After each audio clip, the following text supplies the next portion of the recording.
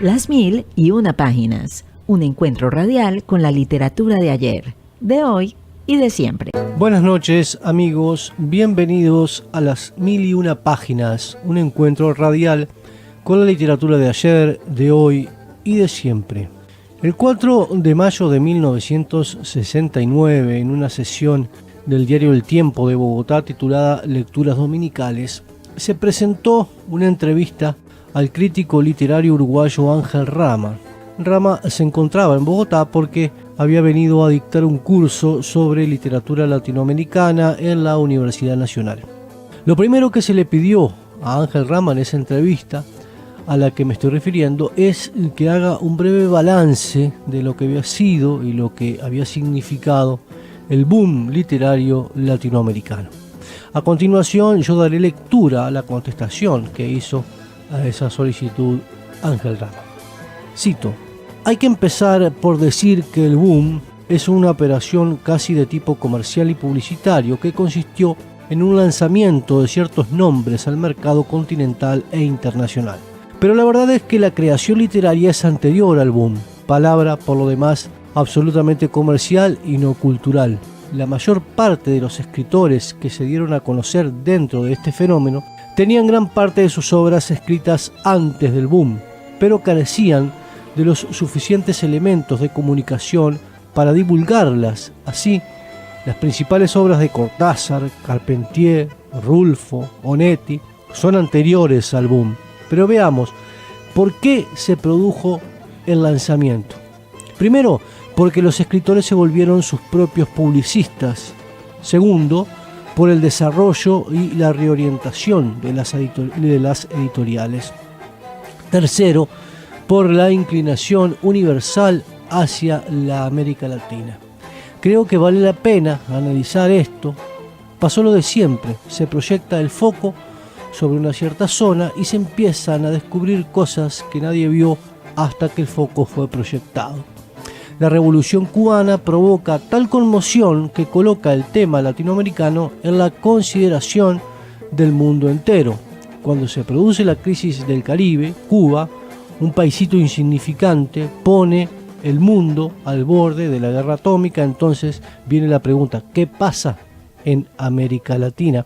Y la preocupación por esta zona lleva a descubrir sus valores literarios. Simultáneamente se nota en Europa una decadencia y un interés por absorber valores que favorece al continente. Pero hay que ver de qué sirve el boom. Por un lado, ha conseguido proyectar ciertos nombres en el panorama internacional. Por otro, se da con él un paso adelante en la autonomía intelectual de América Latina, es decir, que se han empezado a crear valores propios. Además, se produce la creación de un público que se abastece de obras de su propia comarca y que por tanto ve reflejado su mundo en ellas.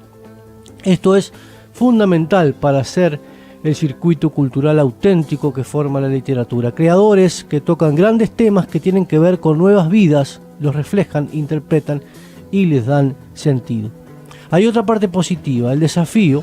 Todos los jóvenes de ahora quieren ser García Márquez o Vargas Llosa y esta competencia nos va a dar buenos resultados. Pero veamos lo negativo del boom. Se ha producido una deformación del panorama cultural general de América Latina y entonces hay autores inmensos que no entran en el boom. Pensemos en el caso de Onetti, que es un creador de primera línea, pero no tiene la importancia que tiene en América Latina, por ejemplo, Cortázar. Del mismo modo se suscitan confusiones increíbles. Hay quienes creen que Carpentier, de 60 años, y Mario Vargas Llosa, de un poco más de 30, bueno, recordemos que esta entrevista es del 69, ¿no? Tienen la misma edad. Hay gente que piensa que tienen la misma edad porque los conocieron en el mismo momento. Ha habido pues la omisión de grandes valores y además un exceso peligroso de admiración indiscriminada, no crítica, y esto se paga muy duro. Cuando se elogia demasiado una cosa sin crítica, se termina odiándola porque no se la puede soportar. Otro punto: se han olvidado totalmente de la poesía, que en América es tanto o más importante que la narrativa. Pero hay algo más.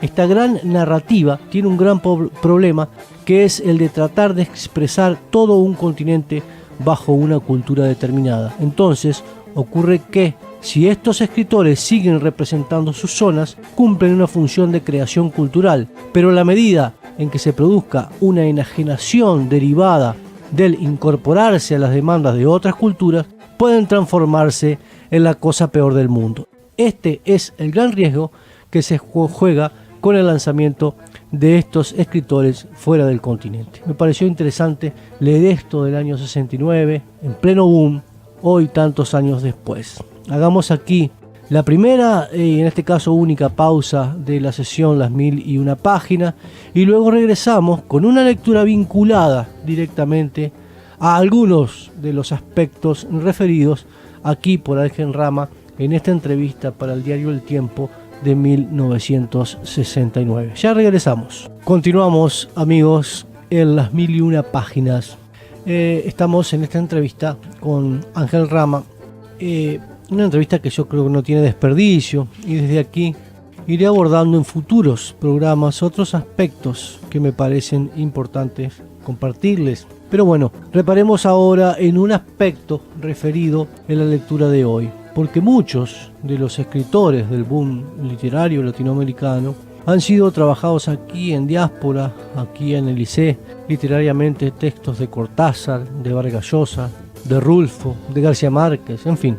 Pero otros escritores de los del boom quedaron por fuera de esos análisis de la sesión palabra escrita, por ejemplo Juan Carlos Onetti, por ejemplo Alejo Carpentier, por solo nombrar dos de los que refería Ángel Rama en ese fragmento de la entrevista de 1969. Como esta sesión titulada Las 1001 páginas no se centra en análisis o estudios literarios como sí lo hace Palabra Escrita, voy a aprovechar mi intervención de hoy para dar lectura a un texto muy breve del escritor cubano Alejo Carpentier, cuya obra mayor es El reino de este mundo. Pero voy a leer, como no podemos leer aquí obras extensas, voy a leer un fragmento de un cuento que también tiene mucho que ver de alguna manera con la obra en conjunto de Carpentier, un cuento que se titula El entierro de Henry Christophe. El gobernador entreabrió la hamaca para contemplar el rostro de su majestad. De una cuchillada cercenó uno de sus dedos meñiques, entregándolo a la reina, que lo guardó en el escote sintiendo cómo descendía hasta su vientre con fría retorcedura de gusano. Después, obedeciendo a una orden, los pajes colocaron el cadáver sobre el montón de argamasa en el que empezó a hundirse lentamente de espaldas como alado por manos viscosas. El cadáver se había arqueado un poco a la subida al haber sido recogido, tibio aún por los servidores. Por ello desaparecieron primero su vientre y sus muslos. Los brazos y las botas siguieron flotando como indecisos en la grisura movediza de la mezcla. Luego solo quedó el rostro soportado por el dosel del biscornio atravesado de oreja a oreja. Temiendo que el mortero se endureciera sin haber sorbido totalmente la cabeza, el gobernador apoyó su mano en la frente del rey para hundirla más pronto, con gesto de quien toma la temperatura a un enfermo. Por fin, se cerró la argamasa sobre los ojos de Henry Christophe, que proseguía ahora su lento viaje en descenso en la entraña misma de una humedad que se iba haciendo menos envolvente. Al fin, el cadáver se detuvo, hecho uno con la piedra que lo apresaba. Después de haber escogido su propia muerte, Henry Christophe ignoraría la podredumbre de su carne confundida con la materia misma de la fortaleza inscrita dentro de su arquitectura, integrada con su cuerpo al dado de contrafuerte. La montaña del gorro del obispo, toda entera, se había transformado en el mausoleo del primer rey de Haití. Bien, hoy estamos entonces en las 1001 páginas hablando del boom latinoamericano. Hablamos en primera instancia, leímos la entrevista a Ángel Rama, leímos el cuento de Carpentier y ahora vamos a leer otro cuento breve del escritor colombiano Gabriel García Márquez, un texto escrito en el año 1962, que aparece en su libro Los funerales de la mamá grande y se titula Un día de estos. El lunes amaneció tibio y sin lluvia. Don Aurelio Escobar dentista sin título y buen madrugador, abrió su gabinete a las 6. Sacó de la vidriera una dentadura postiza montada aún en el molde de yeso y puso sobre la mesa un puñado de instrumentos que ordenó de mayor a menor como en una exposición. Llevaba una camisa a rayas, sin cuello, cerrada arriba con un botón dorado y los pantalones sostenidos con cargadores elásticos. Era rígido, enjuto, con una mirada que raras veces correspondía a la situación como la mirada de los sordos. Cuando tuvo las cosas dispuestas sobre la mesa, rodó la fresa hacia el sillón de resortes y se sentó a pulir la dentadura postiza. Parecía no pensar en lo que hacía, pero trabajaba con obstinación, pedaleando en la fresa incluso cuando no se servía de ella. Después de las 8 hizo una pausa para mirar el cielo por la ventana y vio 2 gallinazos pensativos que se secaban al sol en el caballete de la casa vecina. Siguió trabajando con la idea de que antes del almuerzo volvería a llover. La voz destemplada de su hijo de 11 años lo sacó de la abstracción. «Papá, ¿qué?» «Dice el alcalde que si le sacas una muela, dile que no estoy aquí». Estaba puliendo un diente de oro, lo retiró a la distancia del brazo y lo examinó con los ojos a medio cerrar. En la salita de espera volvió a gritar su hijo. «Dice que sí estás porque te está oyendo». El dentista siguió examinando el diente. Solo cuando lo puso en la mesa con los trabajos terminados dijo: «Mejor». Volvió a operar la fresa.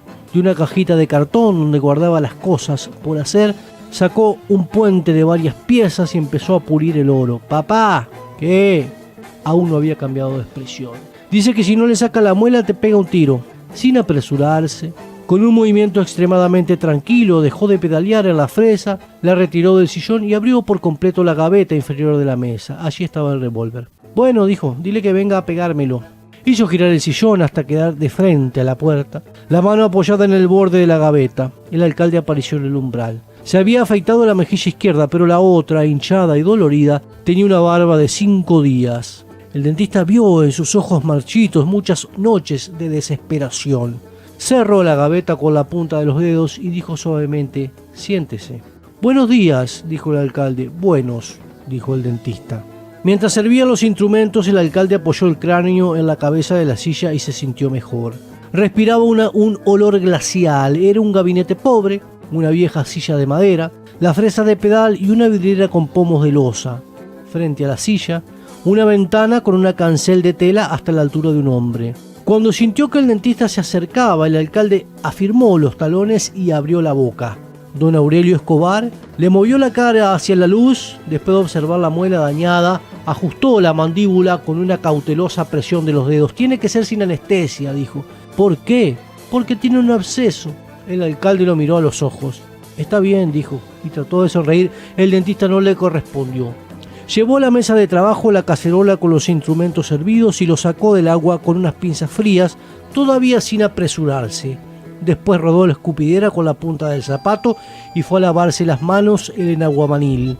Hizo todo sin mirar al alcalde, pero el alcalde no lo perdió de vista. Era una cordal inferior. El dentista abrió las piernas y apretó la muela con el gatillo caliente. El alcalde se aferró a las barras de las sillas, descargó toda su fuerza en los pies y sintió un vacío helado en los riñones, pero no soltó un suspiro. El dentista solo movió la muñeca sin rencor. Más bien con amarga ternura dijo: «Aquí nos paga 20 muertos, teniente». El alcalde sintió un crujido de huesos en la mandíbula y sus ojos se llenaron de lágrimas, pero no suspiró hasta que no sintió salir la muela. Entonces la vio a través de las lágrimas. Le pareció tan extraña su dolor que no pudo entender la tortura de sus 5 noches anteriores inclinado sobre la escupidera. Sudoroso, radiante, se desabotonó la guerrera y buscó a tientas el pañuelo en el bolsillo del pantalón. El dentista le dio un trapo limpio. «Séquese las lágrimas», dijo. El alcalde lo hizo. Estaba temblando. Mientras el dentista se lavaba las manos, vio el cielo raso desfondado y una telaraña polvorienta con huevos de araña e insectos muertos. El dentista regresó secándose las manos. «Acuéstese», dijo, «y haga buches de agua de sal». El alcalde se puso de pie, se despidió con un displecente saludo militar y se dirigió a la puerta estirando las piernas sin abotonarse la guerrera. «Me pasa la cuenta», dijo. «¿A usted o al municipio?» El alcalde no lo miró, cerró la puerta y dijo a través de la red metálica: «Es la misma vaina».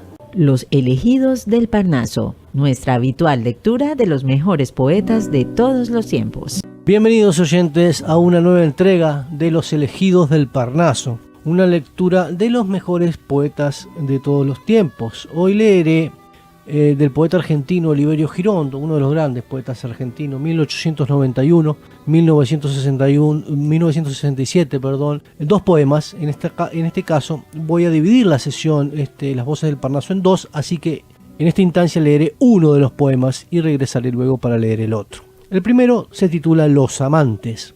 Se miran, se presienten, se desean, se acarician, se besan, se desnudan, se respiran, se acuestan, se olfatean, se penetran, se chupan, se demudan, se adormecen, despiertan, se iluminan, se codician, se palpan, se fascinan, se mastican, se gustan, se babean, se confunden, se acoplan, se disgregan, se aletargan, fallecen, se reintegran.